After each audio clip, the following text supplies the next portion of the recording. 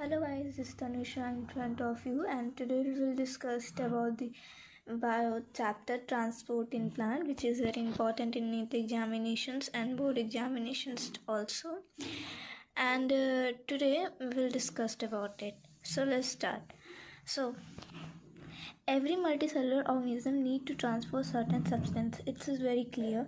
कोई भी एक organism, कोई भी living being है जो organism है, उसे कोई कुछ ना कुछ ट्रांसपोर्ट के लिए सर्टेन सब्सटेंस को ट्रांसपोर्ट करने के लिए कुछ ना कुछ चीज़ चाहिए.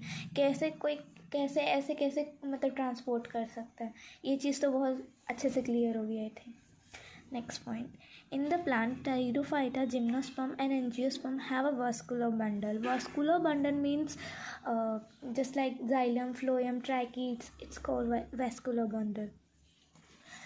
Third point. In plant, substance move from one cells to another in a similar different manner.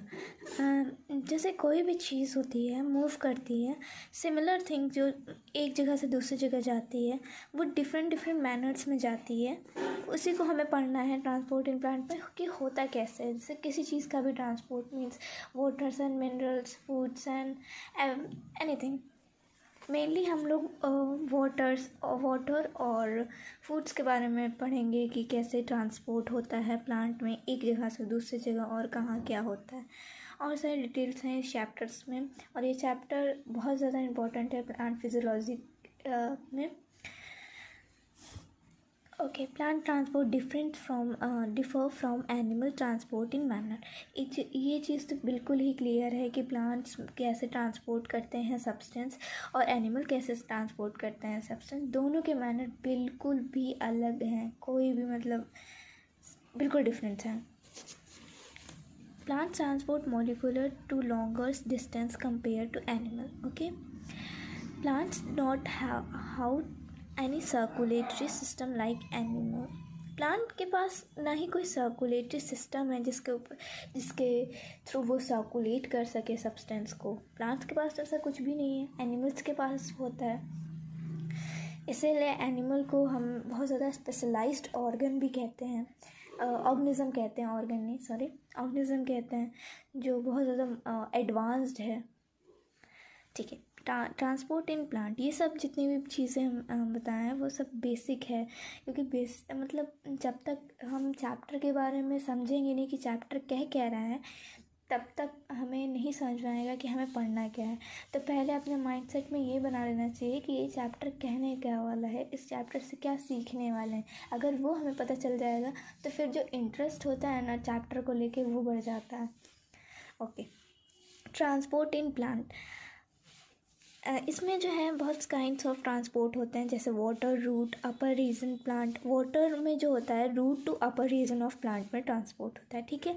Mineral क्या होता है कि रूट के ग्रोइंग रीजन और old leaf and young leaf तक. ठीक है. रूट से जाता है जिसमें ग्रोइंग रीजन मतलब जैसे न्यू लीव्स स्टेम्स में जाता है, और ओल्ड लीफ पुराने लीफ से नए लीफ की तरफ जाता है, यंग लीफ जो अभी मतलब बढ़ रहे हैं या डेवलपिंग में हैं.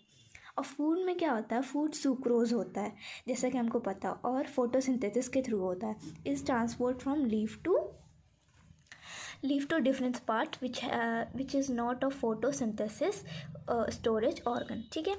इसमें क्या होता है कि डिफरेंस पार्ट में होता है. ये चीज़ तो बहुत बेसिक है कि फोटोसिंथेसिस के थ्रू खाना उनके फूड्स बनते हैं और जिस लीफ में बनते हैं और फिर उसके बाद वो अदर पार्ट्स ऑफ प्लांट्स में जाते हैं. ठीक है, इतना तो क्लियर हो गया होगा. Hormones, transport to another tissue also. Hormones मतलब क्या होता है कि अदर टिश्यू में जाते हैं.